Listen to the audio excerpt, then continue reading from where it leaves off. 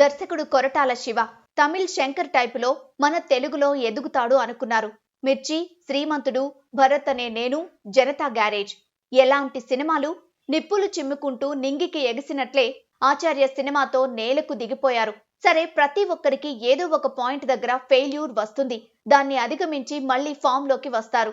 అలా దేవర సినిమాతో కొరటాల మళ్ళీ బౌన్స్ బ్యాక్ అవుతారు అనుకున్నారు. ఆ రోజు రానే వచ్చింది. దేవర విడుదలైంది. రకరకాల కారణాల వల్ల ఈ సినిమాకు భారీ హైప్ వచ్చింది. చాలా కాలం తర్వాత 2 తెలుగు రాష్ట్రాల్లో థియేటర్లు కళకళ్లాడాయి. భారీ రేట్లతో స్పెషల్ షోలు, రికార్డ్ ఓపెనింగ్. కానీ తీరా సినిమా చూస్తే మాత్రం కాస్త నిరాశ. కొరటాల శివనా? ఇలాంటి వీక్ సబ్జెక్ట్నా?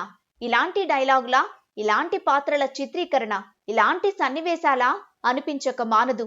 దేవర సినిమా చూసుకుంటే తొలి సగం వరకు జనాలు ఓకే, కానీ రెండో సగం దగ్గర తప్పటడుగులు పడ్డాయి. లాస్ట్ 20 నిమిషాలు తప్పించి మిగతా అంతా ల్యాగ్. కొరటాల అంటే మంచి పవర్ఫుల్ సన్నివేశాలు, కొరటాల అంటే పదునైన సంభాషణలు. ఈ రెండింటి తరువాత హీరో ఎలివేషన్.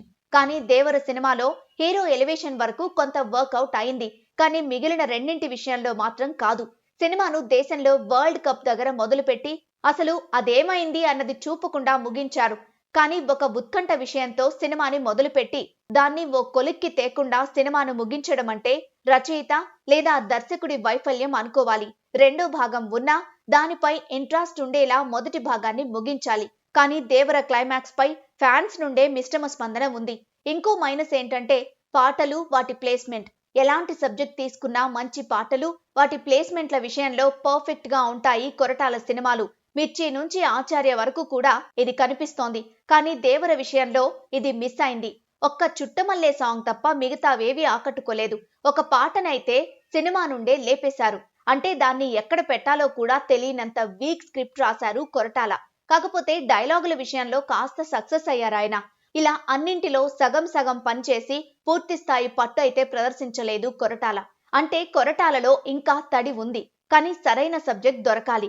గతంలో ఈ సబ్జెక్టుల విషయంలోనే కొరటాల మీద బోలెడు విమర్శలొచ్చాయి, కేసులు నడిచాయి. చాలా మంది పెద్ద దర్శకులకు సబ్జెక్ట్లే సమస్య. ఆ సమస్యను కొరటాల అధిగమించాల్సి ఉంది.